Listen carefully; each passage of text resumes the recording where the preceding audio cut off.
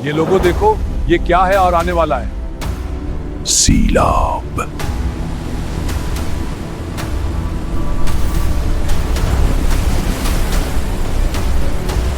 खजाने पर सांप, जमीन के नीचे छुपी तहरीन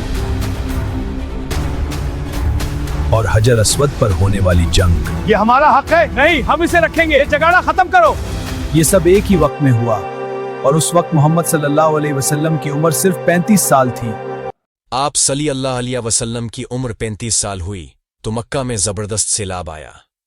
कुरैश ने सैलाब से महफूज रहने के लिए एक बंद बना रखा था मगर ये सैलाब इस कदर जबरदस्त था कि बंद तोड़कर काबे में दाखिल हो गया।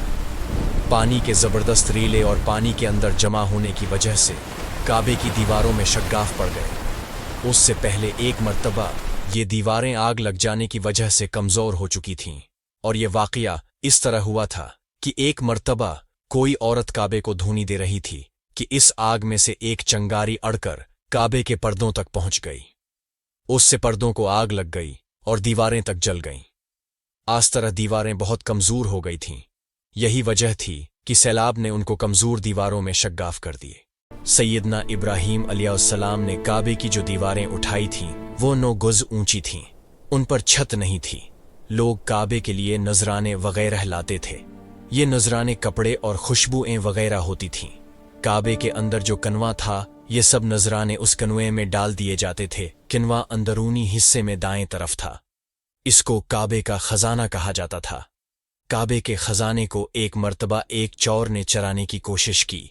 चौर कनवे ही में मर गया। इसके बाद अल्लाह ताली ने इसकी हिफाजत के लिए एक सांप को मुकर्रर कर दिया। ये सांप कनवे की मंडेर पर बैठा रहता था।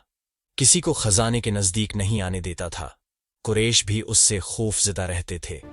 अब जबकि काबे की दीवारों में शग्गाफ पड़ गए और नए सरे से उसकी तामीर का मसीला पेश आया तो अल्लाह ताली ने एक परंदे को भेजा। वो इस सांप को उठा ले गया। ये देखकर कुरैश के लोग बहुत खुश हुए। अब उन्होंने नए सिरे से काबे की तामीर का फैसला कर लिया और प्रोग्राम बनाया कि बुनियादें मजबूत बनाकर दीवारों को ज्यादा ऊंचा उठाया जाए। इस तरह दरवाजे को भी ऊंचा कर दिया जाएगा ताकि काबे में कोई दाखिल न हो। सोरे वही शख्स दाखिल हो जिसे वो इजाजत दें। अब उन्होंने पत्थर जमा किए। हर कबीला अपने हिस्से के पत्थर लिख जमा कर रहा था। चिंदा भी जमा किया गया। चिंदे में उन्होंने पाक कमाई दी, नापाक कमाई नहीं दी। मसलन तोहफों की आमदनी, सूद की कमाई, दूसरों का माल गस्ब करके हासिल की गई दौलत चंदे में नहीं दी और पाक कमाई उन्होंने बलाउजा नहीं दी थी। एक खास वाक़या पेश आया था जिससे वो उस नतीजे पर पहुंचे थे कि उस काम में सिर्फ पाक कमाई लगाई जाएगी। एक कुरैशी सरदार अबू वहब आमरो बिन आबिद ने जब ये काम शुरू करने के लिए एक पत्थर उठाया तो पत्थर उसके हाथ से निकलकर फिर इसी जगह पहुंच गया जहां से उसे उठाया गया था। आस पर कुरैशी हैरान व परेशान हुए। आखिर खुद वहब खड़ा हुआ और बोला, ए कुरैश के लोगों, काबा की बुनियाद और दीवार की तामीर में सिर्फ हलाल माल ही शामिल करना। बैतुल्लाह की तामीर में हराम कमाई, सूद की आमदनी और चोरी शुदा माल हरगिज शामिल न करना। ये वहब नबी करीम सल्लल्लाहु अलैहि वसल्लम के वालिद हजरत अब्दुल्ला का मामू था और अपनी कौम में एक शरीफ आदमी था। जब कुरैश के लोग खाना काबा की तामीर के लिए पत्थर ढो रहे थे तो इनके साथ नबी करीम सल्लल्लाहु अलैहि वसल्लम भी पत्थर ढोने में शरीक थे। आप पत्थर अपनी गर्दन पर रखकर ला रहे थे। अमीर शुरू करने से पहले कुरैश के लोगों ने खौफ महसूस किया कि दीवारें गिराने से कहीं इन पर कोई मुसीबत ना नाजिल हो जाए। आखिर एक सरदार वलीद बिन मुगीरा ने कहा, काबा की दीवारें गिराने से तुम्हारा इरादा इस्लाह और मुरम्मत का है या उसको खराब करने का? जवाब में लोगों ने कहा, जाहिर है हम तो मुरम्मत और इस्लाह चाहते हैं। ये सुनकर वलीद ने कहा, तब फिर समझ लो अल्लाह ताला इस्लाह करने वालों को बर्बाद नहीं करता। फिर वलीद ही ने खाना काबा की दीवार गिराने के काम की इब्तिदा की, लेकिन इसने भी सिर्फ एक हिस्सा ही गिराया ताकि मालूम हो जाए कि उन पर कोई तबाही तो नहीं आती। जब वो रात खैरियत से गुजर गई तब दूसरे दिन सब लोग उसके साथ शरीक हो गए और पूरी इमारत गिरा दी, यहाँ तक कि इसकी बुनियाद तक पहुँच गए। यह बुनियाद इब्राहीम अलैहिस्सलाम के हाथ की रखी हुई थी। हज़रत इब्राहीम अलैहिस्सलाम ने बुनियादों में सब्ज रंग के पत्थर रखे थे। या पत्थर ऊंट के कोहान की तरह के थे। और एक दूसरे से जुड़े हुए थे। उन लोगों के लिए इनको तोड़ना बहुत मुश्किल काम साबित हुआ। दाएं कोने के नीचे से कुरैश को एक तहरीर मिली। वो तहरीर सिरियानी ज़बान में लिखी हुई थी। आने सिरियानी ज़बान नहीं आती थी। आखिर एक यहूदी को तलाश करके लाया गया। उसने वो तहरीर पढ़कर उन्हें सुनाई। तहरीर ये थी, मैं अल्लाह हूँ, मक्का का मालिक, जिसको मैंने उस दिन पैदा किया जिस दिन मैंने आसमानों और ज़मीन को पैदा किया, जिस दिन मैंने सूरज और चांद बनाए। मैंने उसको यानी मक्का को 7 फरिश्तों के ज़रिया घेर दिया है। आस की अज़मत उस वक्त तक ख़त्म नहीं होगी। दूसरी मकाम इब्राहीम से मिली। इसमें लिखा था, मुका अल्लाह ताला का मुहतरम और मौज़म शहर है। इसका रिस्क 3 रास्तों से इसमें आता है। यहाँ 3 रास्तों से मुराद कुरैश के 3 तिजारती रास्ते हैं। इन रास्तों से काफ़िले आते जाते थे। तीसरी तहरीर इससे कुछ फासले से मिली।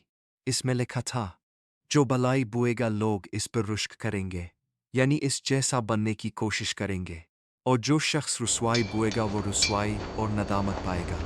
तुम बुराइयां करके भलाई की आस लगाते हो। हाँ, ये ऐसा ही है जैसे कीकर यानी कांटेदार दरख्त में कोई अंगूर तलाश करे। अरब के हर कबीले का सरदार ये फजीलत खुद हासिल करना चाहता था कि हजर अस्वद को वो अपनी जगह पर रखे। इस बात पर तमाम कबाइल के दरमियान शदीद झगड़ा शुरू हो गया, यहाँ तक कि मामला लड़ाई और खूनरेजी तक पहुँचने लगा। पूरे शहर में कुशीदगी फैल गई और लोग एक दूसरे के खिलाफ तलवारें उठाने के करीब हो गए। चूँकि ये एक मुकद्दस पत्थर था, इसलिए हर कबीला यही चाहता था कि ये एजाज़ इसे हासिल हो। मक्का मुकरमा के लोग इस सूरत हाल से बहुत खौफजदा थे कि अगर झगड़ा बढ़ गया तो हरम की हरमत पामाल हो जाएगी और खूनरेजी शुरू हो जाएगी। कई दिन तक कबाइल के दरमियान बहसो तकरार जारी रही। बुजुर्ग लोग उन्हें समझाते रहे, लेकिन कोई भी पीछे हटने को तैयार नहीं था। आखिरकार ये फैसला किया गया कि अगले दिन जो शख्स सबसे पहले हरम में दाखिल होगा वही इस तनाज़े का फैसला करेगा। अगली सुबह सब लोग बेचैनी से इंतजार कर रहे थे। जब एक नौजवान हरम में दाखिल हुआ तो लोगों ने उसे पहचान लिया। वो हज़रत मोहम्मद सल्लल्लाहु अलैहि वसल्लम थे। सब लोग खुशी से पुकार उठे, ये तो सादिक और अमीन है, हम उनके फैसले पर राज़ी है। आप सल्लल्लाहु अलैहि वसल्लम ने जब सारा मामला सुना तो निहायत हिकमत से एक चादर मंगवाई। आपने अपने दस्त मुबारक से हजर अस्वद को उठाकर चादर के दरमियान रख दिया और फरमाया कि हर कबीले का सरदार चादर का एक एक कोना पकड़ ले।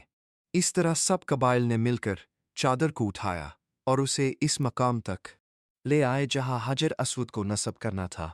फिर आप सल्लल्लाहु अलैहि वसल्लम ने अपने मुबारक हाथों से हजर अस्वद को उठाया और उसे इसकी जगह पर नस्ब कर दिया। इस तरह एक बड़ा खूनरेज झगड़ा ख़त्म हो गया और सब कबाइल मुतमईन हो गए। हर कबीले को ये आज़ाज़ हासिल हो गया कि इसने हजर अस्वद को उठाने में हिस्सा लिया। इस वाक़ये के बाद कुरैश के दिलों में मोहम्मद सल्लल्लाहु अलैहि वसल्लम की इज़्ज़त और भी बढ़ गई।